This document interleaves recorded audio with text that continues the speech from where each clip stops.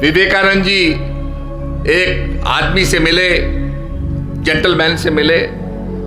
उन्हें पूछा, विवेकानंद जी आपके कपड़े तो ये साधुओं के कपड़े हैं, इसमें आप जेंटलमैन नहीं लगते। तो विवेकानंद जी ने हंस के कहा कि आपके देश में टेलर एक आदमी को जेंटलमैन बनाता है, और हमारे देश के अंदर चरित्र जो है, अध्यात्म जो है, चरित्र जो है, वो एक आदमी को जेंटलमैन बनाता है। तो ये है हमारे अध्यात्म की शक्ति। जिस अध्यात्म की शक्ति के आगे दुनिया नतमस्तक है। हमारे शास्त्रों में कहा है, होय हो सो राम रच राखा, कोकर तर्क बढ़ावई शाखा। और कहा गया है मानस में कि आज धन्य में धन्य अति, यद्यपि सब गुणहीन, निज जन जान राम मोह संत समागम दीन। कि प्रभु की जब कृपा होती है तो संत समागम प्राप्त होता है, और उसमें प्रभु का चर्चा, प्रभु से कैसे सामीप्य हम प्राप्त करेंगे, कैसे प्रभु से तद्रूपता प्राप्त करेंगे, इसके बारे में पता चलता है।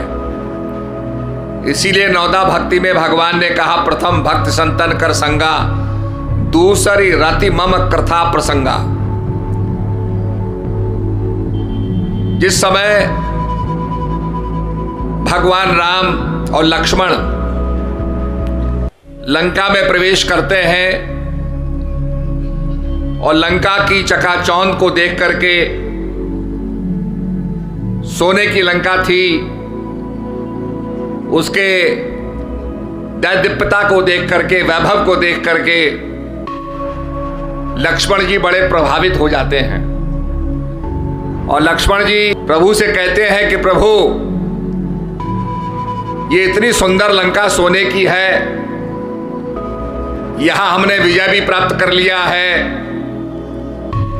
और यही हम बस जाते हैं और जीवन यापन यही करेंगे। तो भगवान श्री राम लक्ष्मण को समझाते हुए कहते हैं कि अपि स्वर्णमयी लंका न लक्ष्मण रोचते, जगत जननी भूमिष्य स्वर्गादपि करियसी। कि ये जो सोने की लंका है,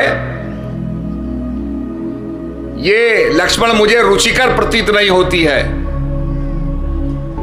मेरी जो जन्मभूमि, जहां मैंने जन्म लिया, भारतवर्ष, वो मुझे स्वर्ग से भी बढ़कर के है। तो आज जिस देश में हम पैदा हुए हैं, इसके लिए पहले ही भगवान ने कहा कि ये स्वर्ग से भी बढ़कर के है। गायन्ति देवा कलिगीतिकानि, धन्य स्तुते भारत भूमि भागे। और आज हमें यह देखना होगा कि अपने समाज में कैसे अध्यात्म से हमारा देश आगे बढ़े। वैसे तो आप जानते हैं बहुत तेजी से विकास हो रहा है, और जगह जगह विद्यालय खुलते जा रहे हैं, यूनिवर्सिटीज खुलती जा रही हैं, आईटी शिक्षालय खुलते जा रहे हैं, इंफॉर्मेशन टेक्नोलॉजी के बड़ी तेजी से हम आगे बढ़ते जा रहे हैं। पर आज क्या कारण है कि समाज के अंदर विवेकानंद नहीं पैदा हो पा रहे हैं? आज समाज के अंदर महाराणा प्रताप नहीं पैदा हो पा रहे हैं। आज समाज के अंदर झांसी की रानी पैदा नहीं हो पा रही है, क्योंकि हम अध्यात्म को भूल गए। जब अध्यात्म को याद करेंगे, अध्यात्म को अपने जीवन में आत्मसात करेंगे, तो विवेकानंद भी पैदा होंगे, महाराणा प्रताप भी पैदा होंगे, और झांसी की रानी भी पैदा होगी। नचिकेता जब यमराज के पास जाता है तो यमराज से कहता है कि जो मृत्यु पर विजय प्राप्त करने का ज्ञान है, जो अध्यात्म है, वो ज्ञान मुझे दीजिए। आपने देखा होगा कुरुक्षेत्र के मैदान में भयंकर युद्ध हुआ। दोनों सेनाओं में, पांडवों की सेना में कौरवों की सेना के बीच में युद्ध हुआ और युद्ध के बीच में एक अमृत निकला, मंथन के बीच में अमृत निकला और वो ज्ञान का अमृत था। भगवान ने ज्ञान की चर्चा की और कहा कि संसार तो नाशवान है, जो पैदा हुआ है वो जाएगा भी।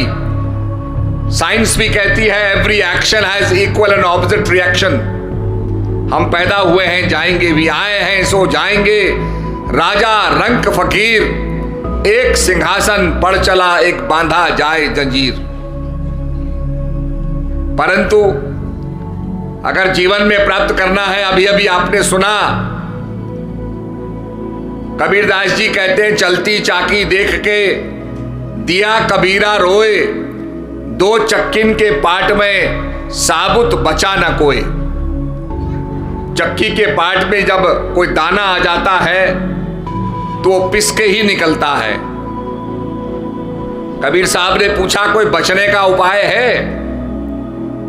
तो उनका पुत्र कमाल, जो आत्मज्ञानी था, आत्मज्ञान को जानता था, कहने लगा, चलती चाकी देख के दिया कमाल हंसाए, जो कील से लागे रहे ताको काल न खाए। तो कहता है कमाल कि जो दाना कील से लगा होता है, सेंटर से लगा होता है, वो चक्की के पाट में पिसने में नहीं आता। चक्की के पाट को उठा के देखो, जो कील से दूर हो जाता है वो आटा बन के निकलता है, जो कील के समीप होता है वो ज्यों का त्यों बचा रहता है। ऐसे ही कील, संसार तो परिवर्तनशील है। आपने तांगे का पहिया देखा होगा, घूमता रहता है, पर जिस धुरी पर चढ़ा हुआ है वो धुरी नहीं घूमती। सारे ग्रह सूर्य की परिक्रमा करते हैं, सूर्य अपने आप में नहीं कहीं चलता, वो स्टेशनरी है, स्थिर है। ऐसे ही जितने क्रियाकलाप होते हैं, भगवान कहते हैं नैनम चिंतन्ति शास्त्राणि नैनम दहति पावका नैचनम क्लेदन्ति तापो ना शोषति मारुत। हे अर्जुन, ये आत्मा अजर, अमर और अविनाशी है। शरीर का जन्म होता है, शरीर का नाश होता है, पर ये आत्मशक्ति, ये जो स्पिरिचुअल तत्व है, ये ना पैदा होता है ना मरता है। और कहा गया साइंस के अंदर that the energy can neither be created nor it can be destroyed। शक्ति का जन्म नहीं होता, शक्ति का नाश नहीं होता है। वही शक्ति हमारे शास्त्रों में कहा, नैनम चिंतन्ति शास्त्राणि नैनम दहति पावका न चैनम क्लेदन्ति तापो न शोषति मारुत। हे अर्जुन, वो आत्मा जो शक्ति है, जो एनर्जी है, उसका नाश नहीं होता, उसको वायु नहीं उड़ा सकती, आग नहीं जला सकती। तो वही एनर्जी मास इक्वेशन की तरह एनर्जी भी बियॉन्ड डिस्ट्रक्शन है। इसीलिए हमारे संतों ने स्पिरिचुअलिटी को जानने के लिए कहा। राजा जनक सपने के अंदर भिखारी बन करके भिक्षा ले रहे हैं, बड़ी मुश्किल से थोड़ी सी दाल और चावल संग्रहित करते हैं, बड़ी मुश्किल से चूल्हे में फूंक फूंक करके खिचड़ी पकाते हैं। खाने को जैसे ही पत्ते पर खिचड़ी को बिछाते हैं, ठंडा करने के लिए प्रयास करते हैं कि दो सांड लड़ते हुए आते हैं और खिचड़ी को मट्टी में रौंद देते हैं। और अचानक उनकी नींद टूटती है तो क्या देखते हैं कि अरे, जो कुछ मैं अनुभव कर रहा था, गरीबी का अनुभव कर रहा था, भूख का अनुभव कर रहा था, बड़ी मुश्किल से खिचड़ी पकाई, वो तो स्वप्न का अनुभव था। अब जागृत में उनके नौकर चाकर आते हैं, राजा की स्थिति को देख करके बड़े अचंभित हो जाते हैं। कहने लगे, महाराज आप तो राजा हैं, भिक्षा मांगने की जरूरत नहीं है, भीख मांगने की जरूरत नहीं है, आप जो आदेश देंगे उसका हम पालन करेंगे। राजा के अंदर दुविधा पैदा हो गई। स्वप्न का अनुभव भी बड़ा प्रगाढ़ अनुभव था। It was a very strong experience for him.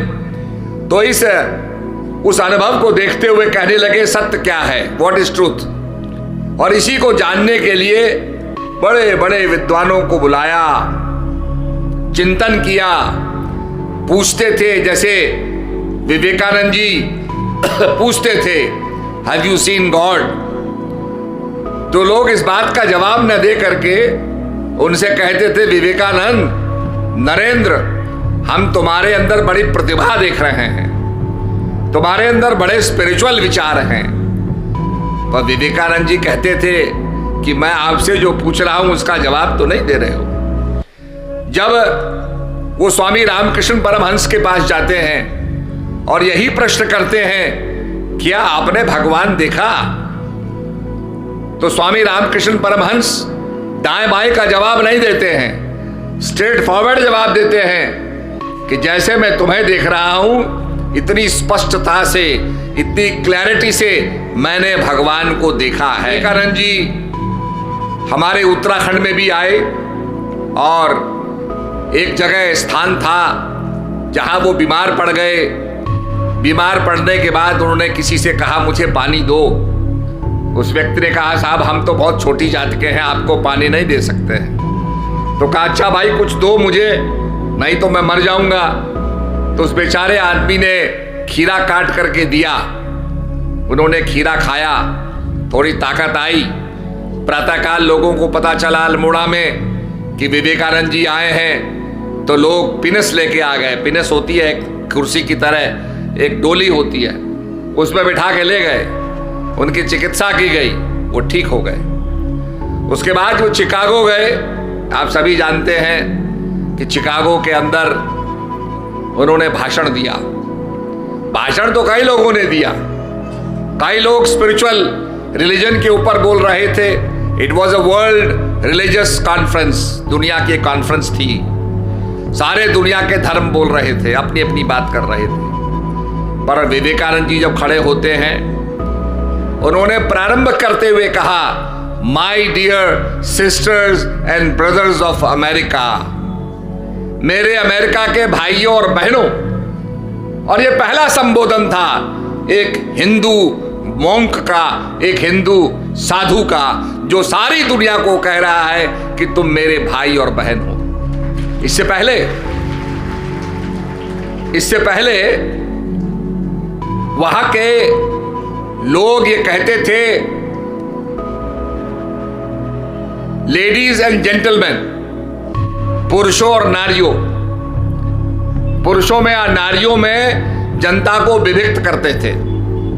पर विवेकानंद ने जब कहा मेरे भाइयों और बहनों, एक परमात्मा की परम सत्ता को जानते हुए सारे संसार के अंदर वसुदैव कुटुंबकम, सारा परिवार है, जब ये बात कही तो वहां ताली बजने लगी। और विवेकानंद उसके बाद सारे न्यूज़पेपर्स में चिकागो में छा गए। He was in all papers. और विवेकानंद ने भारत की स्पिरिचुअलिटी के बारे में कहा, भारत के अध्यात्म के बारे में कहा।